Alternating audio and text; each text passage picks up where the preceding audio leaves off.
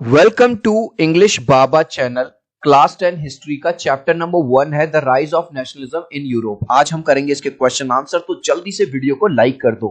I hope children आपने video को like कर दिया है और अभी तक चैनल को सब्सक्राइब नहीं किया तो सब्सक्राइब कर दो सो दैट आपको हमारे सारे अपडेट्स मिलते रहे। क्वेश्चन नंबर 1 देखिए, write a note on Giuseppe Mazzini. Children, जब भी एसएसटी की बात होती है बच्चों को डर लगता है क्योंकि स्कूल में 3-3 पेज के आंसर कराए जाते हैं, याद नहीं होते। आज आपसे वादा कर रहा हूं, अगर आपने इस वीडियो को पूरा देख लिया तो आप कहोगे सर आज से एसएसटी इतनी प्यारी लगने लगी, इतना मजा आने लगा। तो समझो, पहले इमेजेस से समझेंगे। गिसिपी मजानी पे आपको एक नोट लिखना है, इमेज से समझो। जैसे नरेंद्र मोदी जी कौन है? ये इंडियन पॉलिटिकल लीडर हैं। ऐसे गिसिपी मजानी कौन था? इटालियन, इटली का एक पॉलिटिकल लीडर था। मजा आ गया। तो पहले पॉइंट में आप क्या लिख सकते हो? Giuseppe Mazzini was an Italian politician. मजा आ गया। चलो अब दूसरा पॉइंट देखो। अब आपको पता होगा जो वल्लभ भाई पटेल थे, उन्होंने भारत की यूनिफिकेशन, अखंडता के लिए काम किया। ठीक है। ऐसे ही जो गिसिपी मजानी था, वो चाहता था, अपने देश से प्यार करता था कि इटली का भी यूनिफिकेशन, इटली की जो अखंडता है वो बनी रहे। तो दूसरे पॉइंट में आप क्या लिख दोगे? He worked for the unification of Italy. मजा आ रहा है? मजा आ रहा है तो वीडियो को एक लाइक कर देना। अब देखो, आपको पता होगा जो सुभाष चंद्र बोस थे, उन्होंने भारत में आजाद हिंद फौज बनाई। दूसरे देश भी जाना पड़ा, छुप के भी काम करना पड़ा। तो ऐसे ही जो गिसिपी मजानी था, वो अपने देश से बहुत प्यार करता था। उसको भी सीक्रेटली काम करना पड़ा, चुपचाप। और उसने क्या बनाई? सीक्रेट सोसाइटीज बनाई। इसी बात को हम अपने वर्ड्स में कैसे लिख देंगे? He was a true patriot. वो एक सच्चा देशभक्त था। देशभक्त मतलब इटली का। But the conditions were not favourable. लेकिन उस टाइम कंडीशन सही नहीं थी at that time. So he had to work secretly. इसलिए उसने सीक्रेटली, चुपचाप काम किया, सीक्रेट सोसाइटी बनाई। He became a member of the secret society, और सीक्रेट सोसाइटी का मेंबर बन गया। लेटर ऑन, बाद में, he founded 2 more underground societies, और बाद में जाके उसने 2 अंडरग्राउंड सोसाइटी यानी 2 सीक्रेट सोसाइटीज और बनाई। तो चिल्ड्रन, अगर आप इस तरह से पॉइंट्स में पूरा लिख दोगे तो आपको 5 मार्क्स मिल जाएंगे। नेक्स्ट क्वेश्चन देखिए, write a note on count Camillo D Cavour. Count Camillo D Cavour पे एक नोट लिखवा। अब इमेज से समझ लो। भाई साहब, आपने ये कहावत सुनी होगी कि भैया कुछ लोग ऐसे होते हैं, अपना टाइम पढ़ने पे गधे को भी बाप बना लेते हैं। तो भाई साहब, काउंट कैमिलियो डी कैवर भाई साहब कुछ इसी तरह के थे। बहुत ज्यादा चालाक और अपॉर्चुनिस्ट। मतलब उसको लग रहा है इसके साथ जाने में फायदा, तो इसके दोस्त बन गए। उसको लग रहा है कि नहीं भैया अब तो ये पावर में, तो इसके दोस्त बन गए। वो हमेशा गो विद द फ्लो, मतलब जहां पावर होती थी वहां जाता था। तो आंसर में क्या क्या लिखोगे? Number 1, Cavour was an Italian politician. He work for the unification of Italy. ये वाले जो 2 पॉइंट हैं, ये बिल्कुल वही हैं जो आपने यहां पे, बस गिसिपी मजानी की जगह आपने क्या लिख दिया? Cavour di Camillo was an Italian politician, he work for the unification of Italy. यानी कि जो 2 पॉइंट यहां है, सेम ही 2 पॉइंट यहां है। ही was a real politician. He allied, allied का मतलब दोस्ती कर लेता था, with France when necessary, and allied with France main enemy Prussia when necessary. मतलब अभी हमने देखा था ना यहाँ पे कि भाई साहब जहां पावर लगती थी, कभी फ्रांस के साथ दोस्ती कर लेता था, कभी फ्रांस के दुश्मन प्रूशिया के साथ दोस्ती कर ले। मतलब उसको लगता था जहां फायदा हो रहा भाई साहब मैं तो वहां जाऊंगा। तो दोबारा देखो, रियल पॉलिटिशियन था, फ्रेंडशिप कर लेता था कभी फ्रांस के साथ जब जरूरत पड़ती थी, कभी अलाइड मतलब दोस्ती कर लेता था फ्रांस के जो मेन एनिमी था Prussia when. He was distrustful. Distrustful एक आदमी जो कभी इसकी पार्टी में जाए, कभी उसकी पार्टी में जाए, कभी इसकी पार्टी में जाए, तो भाई उस पर तो ट्रस्ट कर नहीं सकते ना। He became prime minister of Piedmont in 1852, और 1852 में अपनी इन्हीं राजनीतिक कूटनीति से वो प्राइम मिनिस्टर भी बनेगा 1850 में पीडमंट। ठीक है। Next question, right a note on the Greek war of independence. जो ग्रीक वालों का जो इंडिपेंडेंस वॉर था उस पर आप नोट लिखना। इसको भी आप इमेज से समझ लेना। आपको पता है भारत को आजादी मिली 1947 में। भाई हमारे ऊपर अंग्रेज राज कर रहे थे तो हमको आजादी चाहिए थी अंग्रेजी से। ऐसे ही जो ग्रीक वाले थे, ये चाहते थे कि ये जो ओटोमन एम्पायर है, जैसे हम चाहते थे अंग्रेज भारत छोड़ के चले जाए, ये चाहते थे कि ओटो एम्पायर पूरी तरह से खत्म हो जाए। अब जो इंडिया की जो फ्रीडम मिली इंडिया को, उसके लिए भारत के जो क्रांतिकारी थे, चाहे वो महात्मा गांधी हो, सुभाष चंद्र बोस हो, लाला लाजपत राय हो, भगत सिंह हो, नेहरू हो, इन सब ने काम किया। ऐसे ही ओटो एम्पायर को भगाने के लिए जो ग्रीक रिवॉल्यूशनरी थे उन्होंने काम किया। तो 2 पॉइंट तो आपके पास ही आ गए। सबसे पहले पॉइंट में आप क्या लिखेंगे, Greek war is also called Greek revolution, जहां ग्रीक वालों ने अपनी आवाज उठाई ओटोमन एम्पायर के खिलाफ। It was fought by Greek revolution, किसने लड़ा था ये वॉर, ग्रीक, जैसे हमारा जो किसने लड़ा था, भारत के क्रांतिकारियों ने, ग्रीक वाला ग्रीक रिवॉल्यूशनरीज है। It was fought against Ottoman empire, और किसके खिलाफ लड़ा था भाई, हमने लड़ा था अंग्रेजों के खिलाफ, इन्होंने लड़ा था ओटोमन एम्पायर के खिलाफ। अब देखो, जब इंडिया में अंग्रेज आए तो हमारे जो क्रांतिकारी थे उनका एम क्या था, उनका एम था किसी भी तरह से यहाँ पे अंग्रेज यहाँ से जाएं और हम अपना स्वराज करें, अब खुद से रूल करें। ऐसे ही ग्रीक वाले क्या चाहते थे, जो ओटोमन एम्पायर है वो पूरी तरह से खत्म हो और हमारी चले। तो आंसर कैसे लिखोगे, the aim of this war was to uproot Ottoman Empire and re-establish Greek Empire। इस वॉर का जो मेन मोटो था वो था कि पूरी तरह से उखाड़ फेंकना, अपरूट का मतलब उखाड़ फेंकना, खत्म कर देना ओटोमन एम्पायर को, और ग्रीक जो एम्पायर है वो दोबारा से रीस्टेब्लिश करना। इस वॉर में जो ग्रीक की हेल्प की थी, Greece, Russia, France and Great Britain help Greeks in this war. Russia ने, फ्रांस ने और ग्रेट ब्रिटेन ने इस वॉर में ग्रीक वालों की हेल्प भी की थी। Next, right a note on Frankfurt parliament. Frankfurt parliament पे आपको एक नोट लिखना है। अब जब अंग्रेज भारत से चले गए तो हमने अपना पार्लियामेंट, अपना रूल खुद बनाया, अपना कॉन्स्टिट्यूशन बनाया। ऐसे ही जब लिबरल रिवॉल्यूशन हुआ, जब जर्मन्स को वहां से भगा दिया गया, तो अब लोगों ने सोचा भाई हम अपने रूल बनाएंगे, अपना कॉन्स्टिट्यूशन होगा, हमारी खुद की पार्लियामेंट होगी। उसी को कहा जा रहा है फ्रैंकफर्ट पार्लियामेंट। और ये जो फ्रैंकफर्ट वर्ड है ये एक जगह का नाम है। तो आंसर में आपको पहले ये लिख देना है, Frankfurt parliament was called eight Frankfurt on 18 मई 1848। जो फ्रैंकफर्ट पार्लियामेंट है उसको बुलाया गया फ्रैंकफर्ट में, यानी कि लोग इकट्ठे हुए फ्रैंकफर्ट में, एक जगह का नाम है। This parliament was set up as a result of liberal revolution, क्योंकि जब लिबरल रिवॉल्यूशन हुई, जर्मन्स को भगा दिया गया, उसके बाद इस पार्लियामेंट की स्थापना हुई। Its purpose was to plan the unification of Italy, और ये इसमें क्या काम हुआ कि अब पूरी तरह से इटली की अखंडता पे और यूनिफिकेशन पे काम किया जाएगा। अब है what is the role of women in nationalist struggles में औरतों ने भी अपना योगदान दिया, बिल्कुल दिया। जैसा कि हर तरफ अनरेस्ट चल रहा था, लड़ाई झगड़ा चल रहा था, अब वुमेन को समझ आने लगा कि जब तक हम डिमांड नहीं करेंगे हमें हमारे राइट्स, तो उन्होंने पब्लिकली अपनी जो डिमांड है वो शुरू कर दिए। उन्होंने अपने कुछ क्लब्स बनाना शुरू कर दिए, उन्होंने कुछ अपने क्या नाम है, न्यूज़पेपर, जर्नल, मैगजीन्स निकालना शुरू कर दिए, अपने खुद के पॉलिटिकल एसोसिएशन बनाना शुरू कर दिए। तो इसी बात को अपने वर्ड्स में लिखोगे। Number 1, women started demanding their own rights. औरतों ने अपने जो राइट्स हैं वो मांगना शुरू कर दिए। They took the advantage of growing unrest.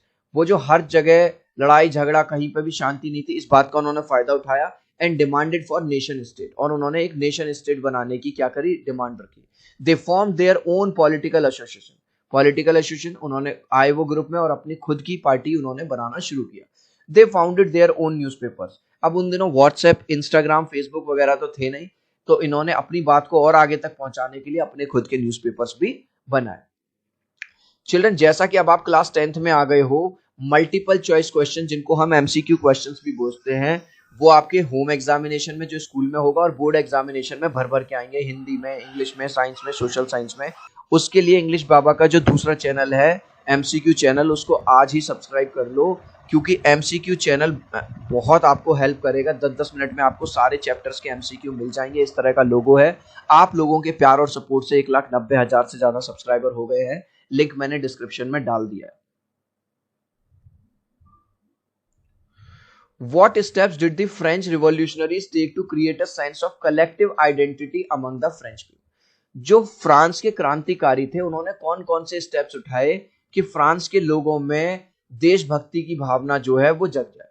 तो इसको हम अपने एग्जाम्पल से समझेंगे। चिल्ड्रन, जब भी आप भारत का फ्लैग देखते हो तो कहीं ना कहीं आपको अच्छा लगता है ना, आपका हाथ उठ जाता है, आप जय हिंद बोल देते हो। जब आप कोई देशभक्ति मूवी देखते हो, है ना, कोई ऐसी क्लिप देखते लेते हो, इंकलाब जिंदाबाद, तो एक देशभक्ति की भावना आती है। जब हमारे यहाँ कोई मिनिस्टर बनता है तो शपथ लेता है तो उसको शपथ दिलाई जाती है, भारत माता की शपथ दिलाई जाती है।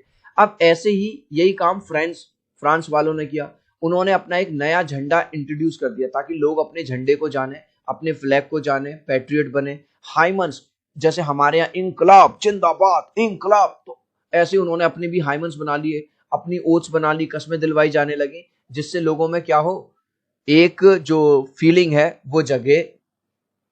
तो पूरा का पूरा answer, the French revolutionaries took number of steps to create a sense of collective identity among the French people. तो लोगों में कलेक्टिव आइडेंटिटी, लोग बटे ना, एक ही जुट रहे हैं, उनमें पैट्रियट देशभक्ति की भावना है, उसके लिए क्या क्या स्टेप्स लिए। A new French flag was introduce. देख रहे हो, एक नया फ्लैग इंट्रोड्यूस कर दिया कि अब ये यही हमारा झंडा है। न्यू हाइमन्स वर कंपोज, नए नए नारे लगाए गए, जैसे हमारे इंकलाब जिंदाबाद। Oaths were taken in the name of nation, और जैसे हम कहते हैं ना भारत माता की जय, भारत को कभी झुकने नहीं देंगे, ऐसे उन्होंने भी नई नई मतलब ओथ्स बनाई, कस्में बनाई। French was made the common language, और जो अलग अलग लैंग्वेज है इनको बंद किया गया और कहा गया कि सब लोग कौन सी एक ही लैंग्वेज में बात करो, फ्रेंच में, फ्रांस में। Who were Marian and Germania? What was the importance of the way in which they were portrayed? Marianne कौन थी और जर्मेनिया कौन है, और इनको किस तरह से दिखाया गया। तो सबसे पहले इमेज से समझो चिल्ड्रन। जब भी 15 अगस्त 26 जनवरी इस तरह के आप तो आपने स्कूल में देखा होगा प्रोग्राम होते हैं, एक छोटी सी बच्ची को भारत माता बनाया जाता है, हमसे कस्में खिलाई जाती हैं भारत माता की जय। ऐसे ही फ्रांस में और जर्मनी में दो फिगर बनाए गए, लेडी फिगर बनाए गए, और ये याद दिलाने के लिए थे कि जैसे हम कहते हैं ना भारत माता की जय, क्या भारत माता सचमुच में कोई लेडी है क्या? ऐसा नहीं है, लेकिन ये हमारी अखंडता को बताता है, ये हमारी यूनिटी को बताता है। तो ऐसे ही किसमें, जो मैरियन है वो फ्रांस में और जर्मेनिया जो है वो जर्मन में दिखाई गई। ठीक है, अब जब भी आप भारत के फ्लैग को देखते हो, इंडियन फ्लैग को देखते हो, तो कहीं ना कहीं एक देशभक्ति की भावना आती है ना।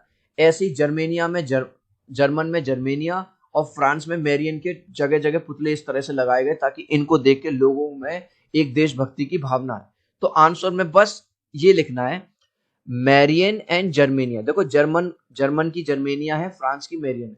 वर the female form that was chosen to personify the nation, nation को पर्सोनिफाई करने के लिए। ठीक है,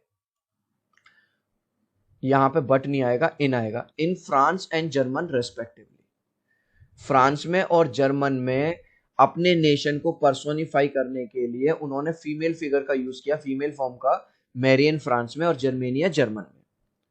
They were portrayed in this way to awaken the feelings of nationalism and unity in people, और उनको इस तरह से पोर्ट्रे किया गया ताकि लोगों के अंदर एक नेशनलिज्म, देशभक्ति की भावना आए, अखंडता और यूनिटी की जो फीलिंग है वो लोगों में जागृत हो।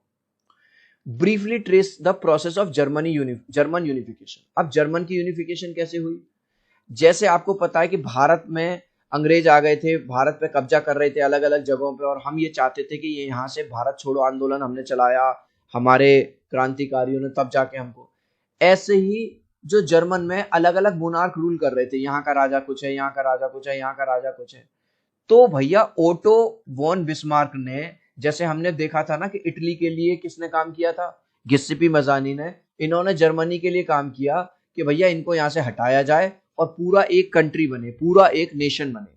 ठीक है, तो इसके लिए उन्होंने क्या किया, German was being ruled by monarch और किंग। जर्मनी पे जो रूल कर रहे थे वो थे अलग अलग राजा, छोटे छोटे। But middle class German started raising their voice for spreading the idea of nationalism. अब जो जर्मन है, क्योंकि इन्होंने भी फ्रांस में देख लिया था ना, फ्रांस में क्रांति हुई थी, फ्रेंच रिवॉल्यूशन जो आपने 9th में पढ़ी थी। अब इन्होंने अपनी आवाज उठाना शुरू कर दी, नेशनलिज्म का आइडिया दे दिया। But monarch by the use of their power suppress this. अब क्या कोई छोटा मोटा राजा ये चाहेगा कि मेरी राजगद्दी चली जाए? तो राजाओं ने अपनी पावर यूज करी और उनके इस मिशन को दबा दिया। 3 wars took place for 7 years, 3 war हुए 7 सालों तक। But Prussia one in the end and completed the process of unification of Germany. और फाइनली प्रूशिया इस वॉर में जीत गया और इस तरह से जर्मनी का क्या हो गया, यूनिफिकेशन हो गया। अब लास्ट क्वेश्चन है, what changes did Napoleon introduce to make the administrative system more efficient? अब ये पूछ रहा है एडमिनिस्ट्रेटिव सिस्टम को ज्यादा बेहतर बनाने के लिए नेपोलियन ने क्या क्या चेंजेस किए। अब देखो, जब नेपोलियन पावर में आया तो एक तो सबसे अच्छे काम उसने किया कि चाहे कोई भैया गरीब हो या अमीर हो, ठीक है, सब लोग बराबर माने जाएंगे, अगर कोई गलत करेगा तो गलत के खिलाफ गलत कार्रवाई होगी। ठीक है, मतलब एक तरह से ये कहूं, अगर सलमान खान हिरन मानेगा, चाहे हीरो हो चाहे कुछ भी हो, जेल तो जाना ही पड़ेगा। इसके अलावा उसने जो फ्यूडल सिस्टम था वो खत्म कर दिया। अब फ्यूडल सिस्टम क्या था? फ्यूडल सिस्टम में ये था कि जो अमीर लोग थे, जो लैंडलॉर्ड थे, वो बड़े बड़े छोटे छोटे किसानों से, छोटे छोटे पीजेंट से, वर्कर से जोर जबरदस्ती काम करवाते थे। तो उसने फ्यूडल सिस्टम को खत्म कर दिया। ठीक है, नेपोलियन। इसी बात को हम अपने वर्ड्स में लिखेंगे। सिविल कोड ऑफ 1804, इसी को कहा जाता है नेपोलियन कोड वाज इश्यूड। उसने सिविल कोड इश्यू कर दिया। अकॉर्डिंग टू दिस, रिच और पुअर, अमीर हो गरीब हो, everyone was equal before the law. Law के सामने सब लोग बराबर थे। The feudal system was abolished, feudal system को खत्म कर दिया गया। Guild restriction were removed in town. Guild restriction क्या है? एक मर्चेंट है, उसको इस टाउन से दूसरे टाउन में आना है अपना व्यापार करने के लिए, ट्रेड करने के लिए। तो पहले क्या है, उसको यहाँ पे भी टैक्स देना पड़ता था, इधर से जाने के लिए भी टैक्स देना पड़ता था, परमिशन लेनी पड़ती थी। लेकिन नेपोलियन ने अच्छा काम क्या किया, ये जो गिल्ड रेस्ट्रिक्शन था ये सारे हटा दिए कि अब आप यहाँ, अगर आप यहाँ के हो तो यहाँ से इधर आके व्यापार करो, बिजनेस करो, यहाँ हो इधर आके ट्रेड करो। इस लास्ट क्वेश्चन का आंसर आप मुझे दोगे कमेंट सेक्शन में, देखूंगा कितने बच्चे राइट आंसर देंगे। Feudal system was abolished by, अभी मैंने बताया था फ्यूडल सिस्टम को किसने खत्म किया था? गिस्सिपी मजानी ने, नेपोलियन ने, या कैमेलियन ने? आप चाहो तो अपने आंसर में कमेंट में ए, बी या सी लिख देना, मैं समझ जाऊंगा। सो आई होप मेरा ये वीडियो आपको बहुत अच्छा लगा होगा। प्लीज वीडियो को लाइक कर देना, चैनल को सब्सक्राइब कर देना। अब हम मिलते हैं अगले वीडियो में। Bye bye.